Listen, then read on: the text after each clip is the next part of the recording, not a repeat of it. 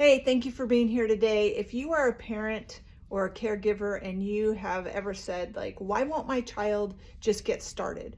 They know what to do. Why don't they just do it? It's like they're allergic to doing their chores. They're not doing what you told them to do. Then you're in the right place. Maybe you've even said that your child is lazy. But I want to tell you something. Your child is not lazy. Your child is not unmotivated.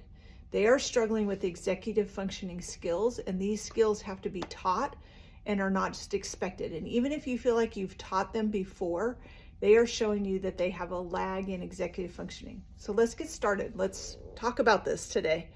I want to break it down. Executive functioning is a set of mental processes that help us to start tasks, help us to stay focused, and shift between tasks. So starting task is what we call task initiation, and staying focused is sustained attention. And our kids that have executive functioning lags, this is an issue. They shift between tasks, which is transitioning and flexibility. This is where our kids struggle as well. And remembering what we're doing, like, as they walk down the hall to go do the thing that you told them to do, and how they get distracted and they don't even remember. You may be experiencing that as you get older, but your kids are experiencing it all the time. They are easily distracted. This has to do with working memory. They managing their time and managing frustration, getting overwhelmed. So when your child doesn't just do the thing, it's not about willpower. It's not about that they are being defiant. There's some things going on inside of their brain. It's brain development. And these skills live in the prefrontal cortex.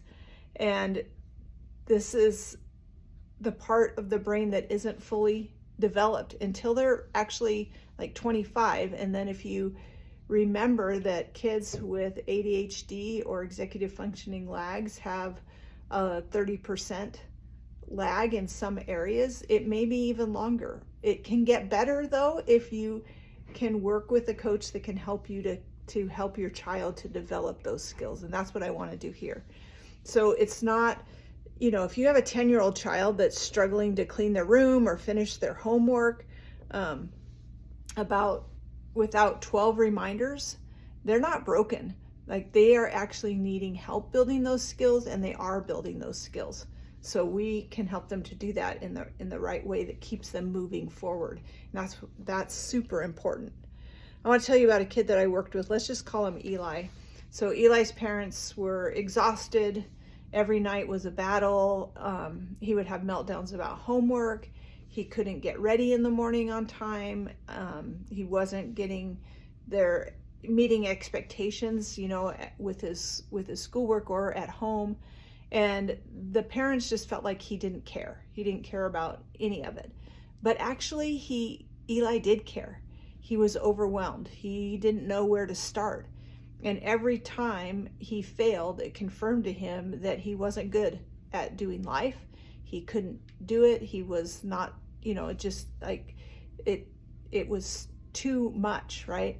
So I had to help the parents to learn how to break things down into small steps. But a lot of it came too with like setting up the expectations differently and helping him to succeed at doing it. Sometimes it can be creating a checklist. Sometimes it's using visual cues. I have parents set up a lot of structure and schedules, and using body doubling, helping them to do that. It doesn't happen overnight. Skills are not learned overnight. Some of us are better at some skills. Like, it may take less time for one kid to learn how to dribble the basketball than it takes for another kid.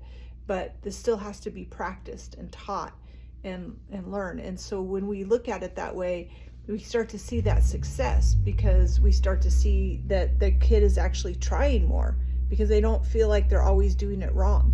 If you have your kids that do things really well, so they get done really fast, and then you give them more to do, or you start expecting them to do it that way every time, the motivation gets lower. And so that has to also be taught. So instead of asking, why won't my kid just do it? A better question is, how do I teach them this skill? So executive functioning is like any other developmental milestone. You don't shame a 3-year-old for falling off a bike, right? We teach them, we encourage them, we hold onto the seat, we give them training wheels, all of those things. And so with older kids, especially with neurodivergent kids, we expect independence before they have the developmental skills to do it. We think that if we just give them the list, they're going to go do it. And also, I like to talk to parents about your list of things. Like, does it mean anything to them? And does it need to? Like, we want kids to care about the same things that we care about. Like, they should care about keeping the house clean, or they should care about, whatever it is. And I can help you to come alongside that and not put so much emphasis on that, and just look at it as skill development that takes some of the emotion out of it for them and for us. So how do we teach it? So the first way I've hinted at already, and you've probably heard millions of times, but we're going to use external structure. So kids with weak executive functioning, they need external tools to help them to stay on track. They need timers and visuals and whiteboards and sticky notes and all of that.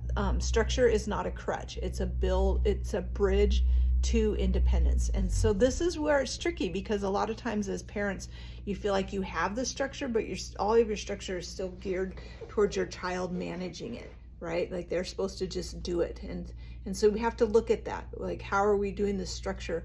And is it really providing like an external structure for them, a scaffolding, or is it just us and our structure, and then handing it off to the kids, trying to have them follow our structure? So I think that takes some work. The other thing is that you're going to break it into micro steps. So clean your room can be a vague mountain. It's a lot, and if that's fine, if you want your child to just stay in their room for the rest of the day and get distracted and go through all of their things, and but if you want it to be specific, then it might be something like you're going to pick up all of your clothes is one step. It may even have to be broken down from there. First, we're going to find all the socks. Then we're going to find all the dirty dishes. It might be picking up the garbage first. So you can write those steps down, but it's so much better if you're helping them and directing them to do it. If you're gone and you're just expecting them to clean their room, and you're coming home and you're going to check, then you may want to just have them do 1 or 2 steps of it and see if they can do that, or break it down even in those steps. You're going to have to practice transitions, because transitions are really hard for kids. So you have to give warnings before switching activities. You're going to use countdowns. Even teens can benefit from a countdown, like you have 5 more minutes, so get to a stopping place in your game, and then we're going to switch activities. None of us like to be interrupted. I know that if I'm in the middle of doing something and then I get interrupted, it's really hard for my brain to switch. So giving that warning can really help. Make sure that when you give the warning that you have their attention, that you have to ask them, like, did you hear me say that the timer's going to go off in 5 minutes, and have them at least acknowledge that, because a lot of times we just say things and then we think they heard us, but depending on how deeply focused they are on something, they might not have heard what we thought they heard at all. You're going to build initiation with warm-ups. So getting started in a task is really, really sometimes the hardest part for our kids. So you might start first with them, and then letting them finish it. So I used to do this even with reading. I would, if there was a book series that I thought the kids would really benefit from, or a story that might be hard to get into, we would start out reading it out loud together, and then, or even the first book in the series, and then I would offer them the rest of the book or whatever it was. But you can do this with chores. You can do this with activities. It's like, I'm gonna sit here with you while you do this math, and the body doubling is so important with our kids. They need that.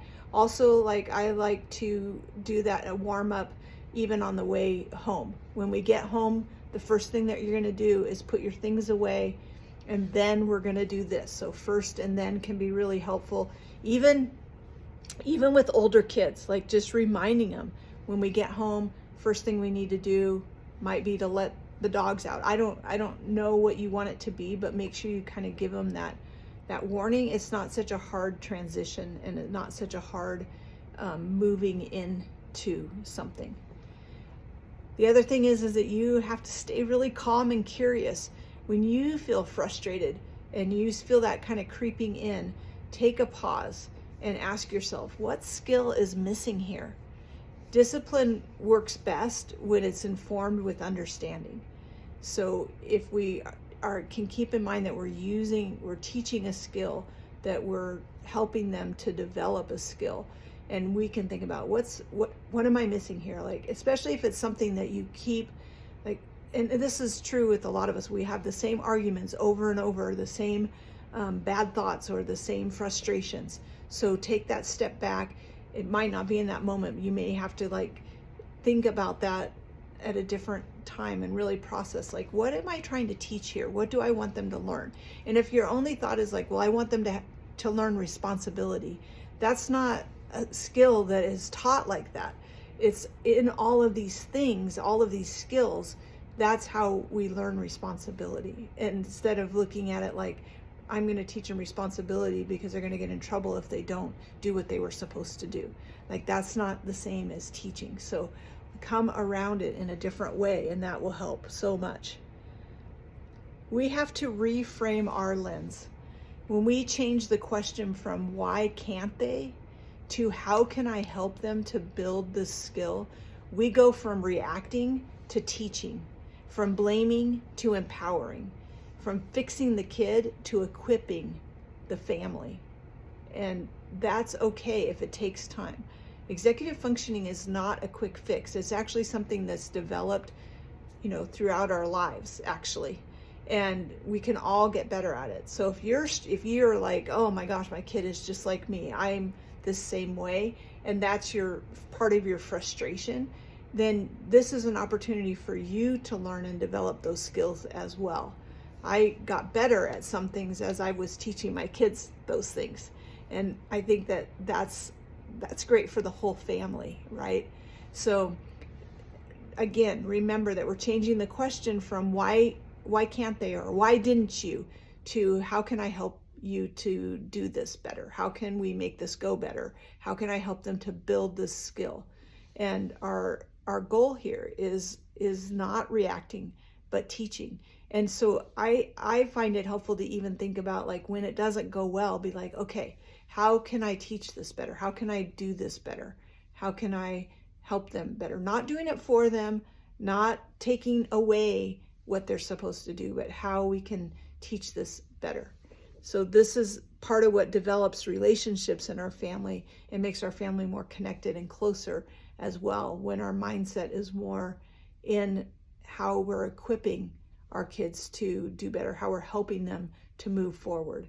And I think the other piece of that is I see a lot of parents, because their kids have these different diagnoses, they think that they can't. It's like, well, maybe I'm asking things that they can't do, or they're frustrated with their underdeveloped brain. And that's not as helpful as realizing, like, all of it is building those skills, and those skills are going to be built throughout the time. Other things that the defiance level, the lack of motivation, all of those things that are still part of that skill building, like, you're going to start seeing the edge kind of be taken off of that. Your child is going to be less defiant and less unable to be motivated, and it's going to show up in actually better motivation and more impulse control. But you have to do these skill building things to order to get there, instead of just expecting that they are going to get there on their own, or that they're never going to be able to do it. They can, and you can too. So here's what I hope you took away from today. Your kid is not lazy. They are still learning. And struggling doesn't mean that they don't care. It means that they need your help.